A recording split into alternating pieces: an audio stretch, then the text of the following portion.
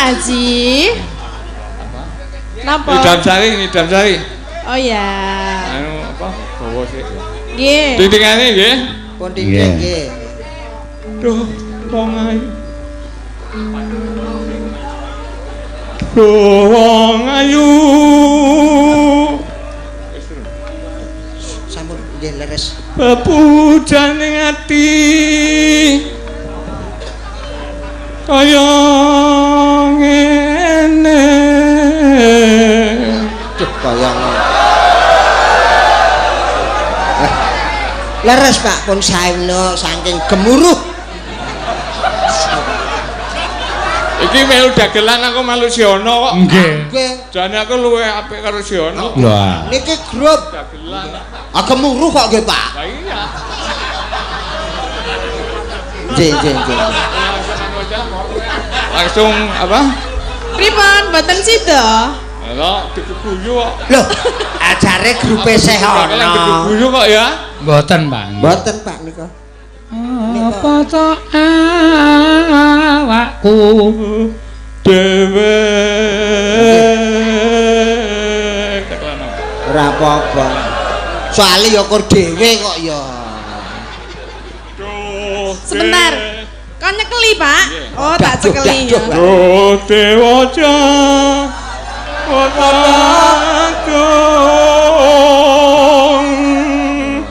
Welaso. Mring wak mami. Iki kon nyekeli terus. Ya ora apa-apa, kae melu ukur Esok kapan katekan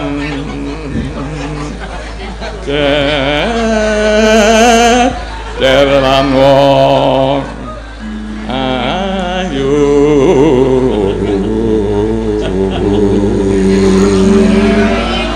umpamakno nah padha tanpa prau sosodoro den ka petri Tatin dapukane cagak mik. Lha iki piye ra kon ora apa-apa ya. Wah iya pisan-pisan Tin, dadi cagak. Soale Sarias Moro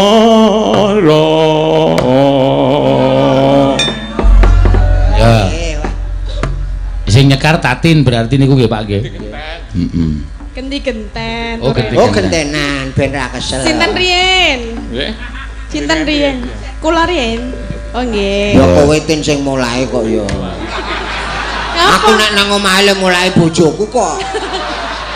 Kenamu dicekelke ora mikir, tak cekelke kene. Alah glethek wis ora oleh nemu kok. Kena pengen dicekelke barang lho. Cekelke nang BRI po. Ya. Apa Mas?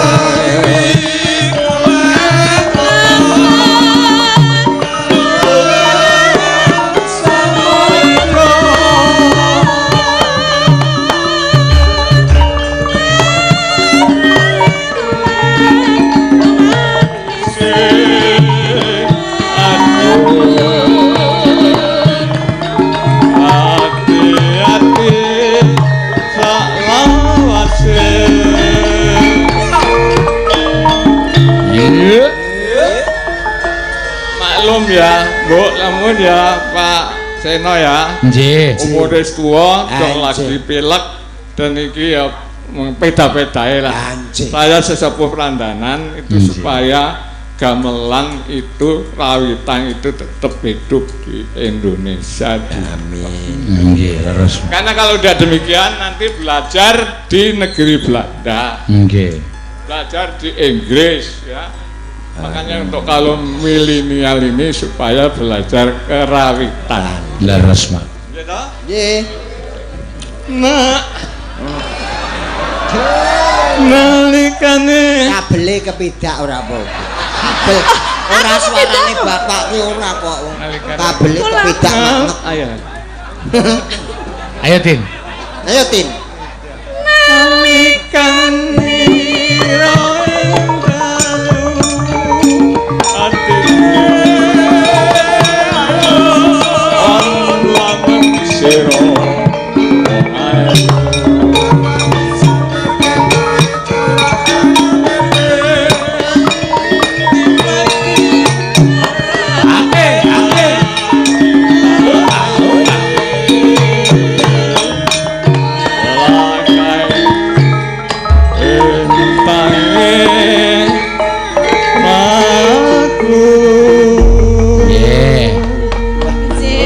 Matur suwun Pak Haji, nggih, matur sembah nuwun. Ini hanya untuk memberi semangat Iya. sampai mudah-mudahan. nanti kita itu tangisan belajar kerawitan di negeri Belanda, di Amerika. Nggih, nggih.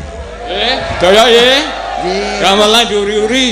Wah, ning ngamini ya Saya akeh. ini adalah Nggih. apa? Nggih. Nggih. Ya turi besok kok. Anjir, Pak. Saya pernah mengumpulkan tokoh gamelan di seluruh ya, Apa Tin? seluruh bangun tapan sudah. Cik. Ampun ya, matur nuwun. Nggih, Pak. Nggih, Pak, matur suwun. Sampun, Pak. Nggih. Nggih, menika sampun. Wis domo kae. Oh, Boten, nggih. Pak. Atas-atas nggih, Pak. Peta-peta. Nggih, nggih. Monggo, Pak. Wes kanca SD kok. Nggih. Matur suwun, Pak Haji, nggih. Kula duduk lagi. Hah?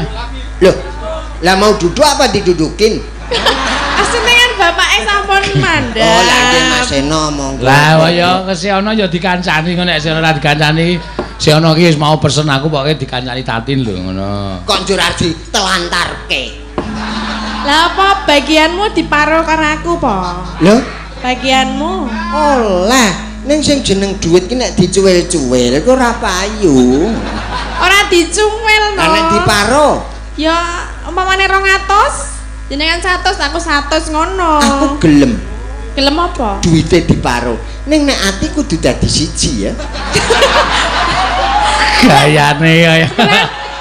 Kowe kok arep ngepek Tatin iki kayamu ya apa? Ning omah ming dianglo siji kok. Sapa le ajeng ngepek? Lah kuwi mau ati dadi siji ngono mah piye? Lho, lah nek ning piring ora dadi sate to, Mas? Piye? Kuwi ati apa e? Ati wedhus. Oh, tak kira Kudu nek atine Tatin. Kok le golek memolo. Kok golek malah lho. Hah? Masa ya memolo. Ambon weteng krengket kok arep. Gayuh sing ora. Ya malah dinggo gawe musik ta ya. Men ora sepi no lho. Kae musik. Tatin ki seneng nek ambene ting krengket malahen. Soale nggo gawe musik dadi ora sepi ngono. Ah musik nek nggonku ya jebol lah kok. Iya. Ya Tin. Ngapa kok dadak anggo ngono? Lho, Kok ya Tin ngono ngapa? untuk menegaskan. Ya menegaskan nggak usah bergerak no. Oh, ora ya obah to Tin. Nah ya obah iki aja. Engko darani penonton sono iki monoton arek rape. Ya kudu sekali-sekali obah to ya. Iya obah ya oleh ning mbok aja ngene kaya nginjen apa ngono lho. Ngene lho Tin. Engko ya kleru. Piye kok kleru ae jane. Ki ning sing nyuwun anu Pak Katir iki sing Pak Katir mendanai iki sing nganu alah wis ngerti. Lah iya. Aku danane iki ngerti. Nek malah hasilku dhewe ora ngerti. Hasilmu dhewe ora ngerti piye? Mula dadi seniman ki sing jelas. Sing dadi seniman sing jelas kuwi. Wingi sore diparani terus, "Yo, aku esuk mangkat." Ayo kok semene danane. Ngono. Kok semono-semono karo sapa? Sedulur kabeh. Lah saiki kowe cilaka nek kabeh sedulurmu terus kowe pentas jono nek sedulur, pentas jono arep mangan apa mangan sedulur. Piye ya, Daya? Lek marane nggonku kowe lho. Ya. Ngumukke le kirap mau nganggo tongkatku mandro. Sapa? Kowe Pak Yanto Daya. Ya ora apa-apa kok ya. Ya, tatin men munggase tak ijoli sing padha tatin lemune. Oh iya. Ya. Kula duduk. Kowe munggase engko. Munggah apa mudun ta? Hah? Nek rono iki munggah apa medun? Munggah kok ya. Nek kowe iki munggah aku le tak medun. Lah piye? Medun amor kanca-kanca PBKS ya dap. Ya aku tak munggah. Sampeyan mbayangke tatin kaya napa? Kok mboten sambayang. Pripun? Ayo kudu bloko lho. Kudu omong. Nah, Aja digetak-getak, Tin. Lah wani milih aku ngapa? Alasane apa? modar ora wae. Wis tak tinggal ngombe wae iki. Ngapa lho ya melu ngedekno? Dimimikke piye? Deke ngelak tenan lho dina cocok. Tak ombekke. Piye sih kuwi arep dombekke kuwi? Aku ki anggere weruh tatin kok ngelak wae. Lah kuwi arep dombeni tatin kok emoh. Piye tak ombeni apa piye? Arep mie. Anu wae langsung dhewe aku. Langsung dhewe. Dewe piye? Ya, Pripun mangga. Mas Fajar? Nggih, Mbak. Kok milih kula alasane napa? Soalnya Mbak Tatin itu sinden favorit saya. Waduh. Kok bisa? Karena ya suaranya juga Kenapa? Bagus. bagus. Saiki kalau Mas sampean mau tak takoni durung wangsulan. Pripun, Pak? Sampean kok milih tatin iku milih bayangke tatin kaya napa? Kaya napa? Nggih. Jujur mawon mboten napa-napa, bebas nang kene iki. Pripun? Napa lemu, napa kuru? Meneng apa penonton ki meneng wae. Ben Mas Fajar sing ngomong kok. Syaratnya ora oleh didumuk. Aja ngene duwe kleru. Ku mah tekan dinti mah bahaya. Lah iya no. Iki lho, lek nyekel meke nganti ndredeg lho pisan. Ampun ndredeg nggih. Ndredeg nahan sing siji Nahan apa to? Iki kabel iki lho. Nahan kabel iki ndak kecer mikir. Ketake ya urung buyuten to, Mas? Urung. Dereng. Ki omong. Karena nggih menurut bayangan kula nggih Mbak Tatin niku nggih biyayane nggih sik. Oh, dibedhek mboten sida, Pak. Lemu ngoten nggih. Nggih. Lemu, semok ngoten. Ra sidong kok getun. Lho, Mbot. Halo piye, Mas? Piye mau diteruske sik? Lemu Iya, terus apa meneh? Lemu tapi nun sewu Mbak Tatin menika mempunyai napa nggih suatu akhlak yang mulia.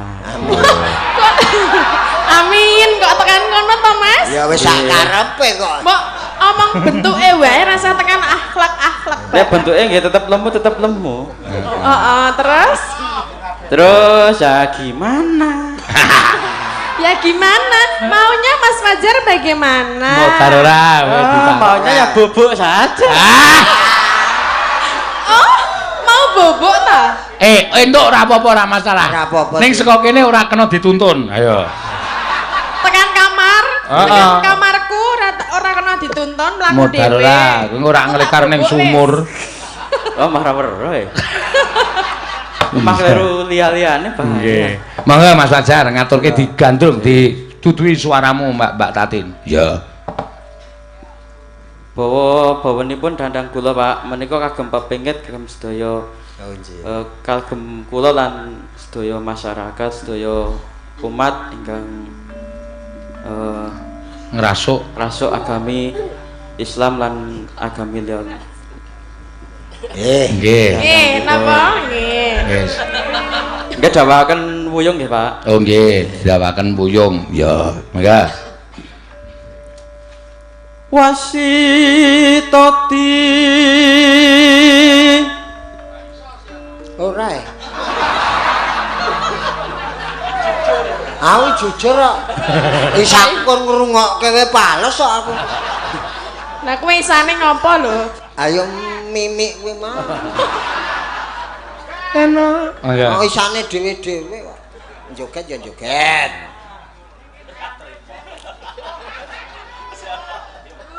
Ayo Mas. saking prawinasis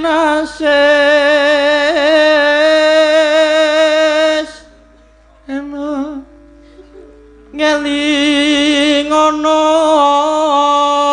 yen urip ing donya. Ha, ki piyai tunanetra iki suarane kaya ngene. Kae sing done kono sing maju tak kono nembang. Ayo. Ya wis dapukane dhewe-dhewe kok. Mesti Kono dorai. sane kok, weh, gak nembang. Ah, iya. Akon weh. Kok nyetrum kaki we gemang kok nyetel lah.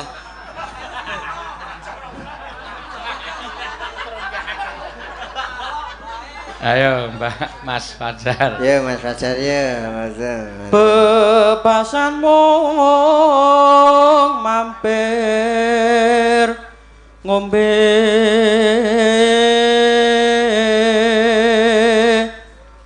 Neno. salat kang limang wektu kudu tansah dipun lampahi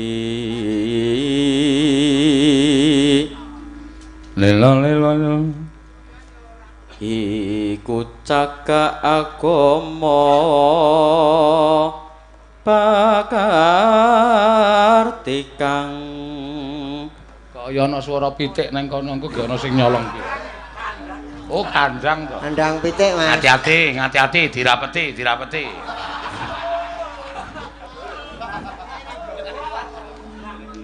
Luhur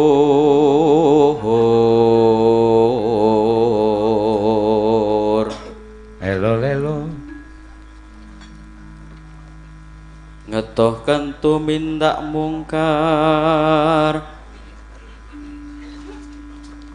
yakti hurip mangyo tentrem lahir batin. Eno.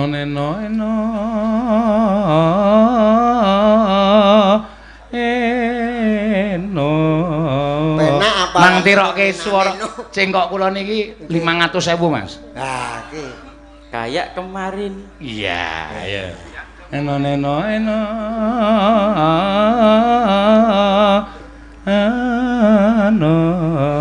Ya, 1, 2, 3, 4, 5. Monggo. Bejo donya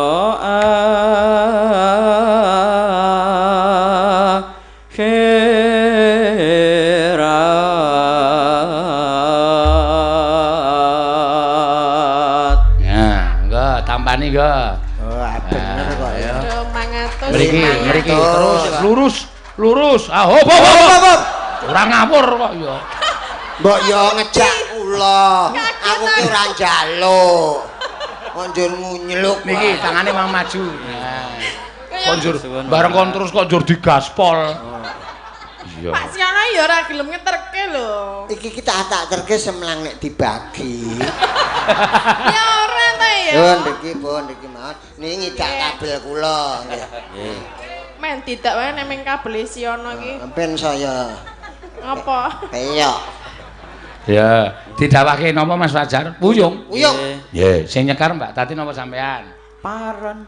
Paron. Paron ya oleh paron no. 250. Ya, kowe kira ya kebangetan to, Tin. Lah piye? Kowe iki wis usaha nyengkok. Neno, diopae 500 kok ming nembang kok paron. Kowe engko tak kei dhewe, selawe. Selawe Selawe ya ming sak baris no. Saru. Sak baris. Ah ora selawe iki. Ngisini-sini kowe iki. Selawe iki nek pijet wis urut barang. Wah, bonusi karo lenga mambu. Ya, mangga Mas Fajar. Nggih. larane lara ora kaya wong kang nandhang guyub Mesep tenan. mangan ratoyan rajanak dolane omah bingung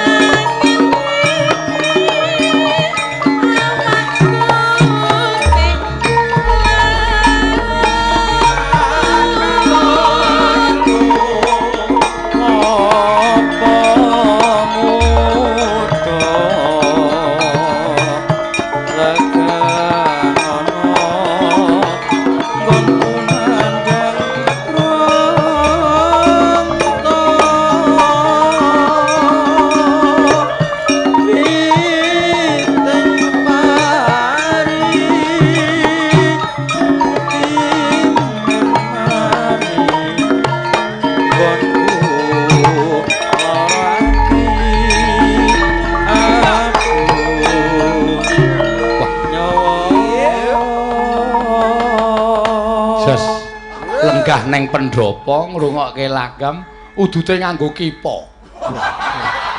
Kipa apa pipa? Wah, nah. Sembesengan tenan. Kok dawa men to, Pak? Elok tenan. Piye? Cilik ning dawa kuwi. Oh, gading nek kowe. Ha iso. Ning mpring. Mpring dengkulmu mlacat kuwi. Mbah Siono Iki nggo tuku sirahmu entuk loro. Mbah Siono Siono lho Dalem. Sik tak aku ditimbali karo Mas. umume nggih Pak umume nek piyai kados Pak Siono niku piyantune napa nggih lembah manah Oh nggih. nggih tur dasare nggih piyantune nyahnya Nggih. Sak sok hoo sok ora ngoten ta? nggih Kok terus piyaine gedhe gagah dhuwur cilik. kok gedhe gagah dur cilik niku pripun Ah nggih. nggih gedhe nggih gagah bedeksa Anjir. nggih Terus saged napa nggih motivasi napa nggih para mudhang kang remen sakmenika remen ringgit sakmenika remen Karawitan. Nggih. Matur suwun Mas Fajar. Saya juga berterima kasih kepada Iya. seluruh streaming Streaming. yang tidak segan-segan untuk melihat video-video yang ada di YouTube dan video saya. Dan terima kasih matur suwun kagem Pak Lek kula, Pak Lek Mes Sugiyanto dadosan bulik ingkang lenggah wonten piyungan ingkang napa nggih sangat memotivasi kula. Anjir. Awit alit ngantos dumugi sakmenika, Pak. Nggih. Wah, sampean niku piyaine pinter. Karo Pak Like barang ora lali Aku motivasi. kudu ngerti ngono. Waduh. Nah, Mas. Kaya Pak Timbul. Klunyur. Ayo iki dagelan Sri Mulati ngono kuwi. Karo semuan mati karo aduh ngono kae. Sampai ngeten Pak Seno. Nggih. Pak Lek kula, Bu Lek kula niku berkorban napa nggih arta buat membelikan alat musik keyboard. Niku hanya demi saya supaya bisa saya tuh berkembang. Tidak hanya saya tuh cuman nganggur di rumah. Ah, dengan begitu sampean ampun sampai putus asa.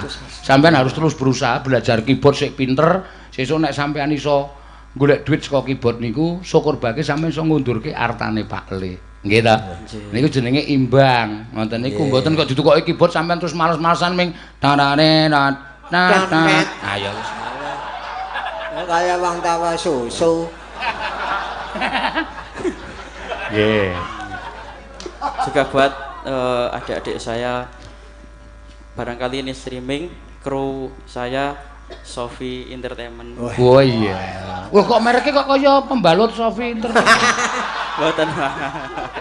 Itu adalah kru yang menemani dari kecil. Nggih. Sampai Sofi. sekarang nggih Sofi Entertainment. Ha tadi Sofi ta nggonamu? Tuh, Kudu ta. kepo. Monggo lajengke Mas. Lajengke. Eno. Dodoku sumo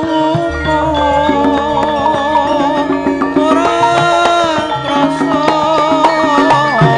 apa pancen tega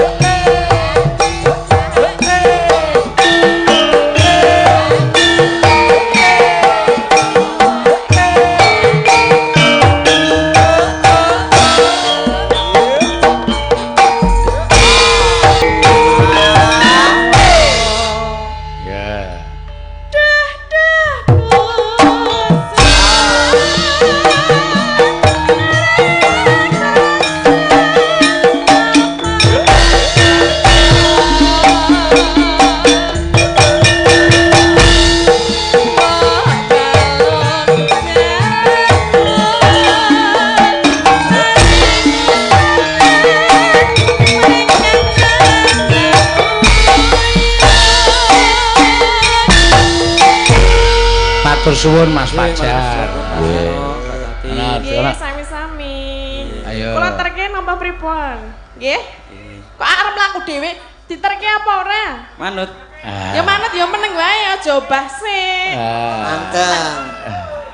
Wis sing lho kok dadi kowe sing ngeterki iki piye ta? Kula ya, Mas. Waduh, kapusan aku. Wah. Tangane rak ketok to, tangane sing ana ngapal-ngapal kaya ngoten kok. Nggih, niki cah cerdas Tak ngapal. terke. Tak terke nggih. Iya. Sing dicekeli kene apa kene? Manut. Iki kok mengonat manut munat. Denake tenan iki. Ora arek apa ya wedi ya. Kulo to ya kowe. Jengak-jengit. Kene ya, kene ya. Wis ya diterketin ya. Pisan-pisan kowe dadi among tamu. Belok kiri, kiri, terus lurus. Nah, kiri-kiri nek lurus-lurus, Tin. Aja Iki. wola-wali. Mingke kok digawa iki piye? Sabar to, Tin. Matur nuwun nggih Mas Fajar, ngatos-ngatos nggih. Mengke aja ngimpi aku lho ya. Ngimpi. Ngimpake sapa? Mbok ya ora apa-apa ngimpi bene kok. Ya ora ngimpi nek aku mesti kur ketento kok. Nang apa? Nglindur, Nang lindur piye? girap-girap. Ya ora. Nek ngimpi ketemu Tatin kok girap-girap. Kowe tau ngimpi kok. Apa kowe ora kelingan wingi, Dek? Bar ndagel nang omahku kae ya. Isin aku. Turu nang pendopo iki tak ngene to. Critakake Piye? isin. Ngapa nek ngono iki? Ki sik ana ki ngopo Gek iki? direkam iki. Tak Isin buka. aku. Halo, ngono malah ngruket. Apa di Mbak? Piye nek ngimpi piye? Ya takono. Nglindur aku. Iya nglindure piye? Nang dalam alam pangimpen kowe. Heeh, piye? Aku ketok iki karo kowe. Ngapa? Mbak aku disetelke rekamane isin tenan. Lah piye? Tin. Masa ngono ta? Lah wingi ngimpine ngapa lho? Aku ya mbok kok dadi gambare ngono. Pamongko nang impen ora ngono ya. Lah piye ngapa? Semangat. Nang ngimpen kok semangat. Wong ngimpi ro Tatin ngeduki apa ngono apa kok semangat. Tur tekan omah tak tutuke ngimpine Mas. Lho, ngimpi kok iso bersambung. Hah? Lah piye? Arang kuwi tak gawe skenario. Nek nang omah ngimpine piye? Padha Tin. Padha. Semangat. Nek direkam bojoku ya ngono kuwi ya. Piye? Piye? Terus ditapuk aku. Asalahe wong muni nglindur kok nyebut jeneng. Nyebut jeneng kok ning ngarepe bojone ayo nesu. Kur ditapuk, Mas. Ayo. Dadi lang sijine untukku. Iya.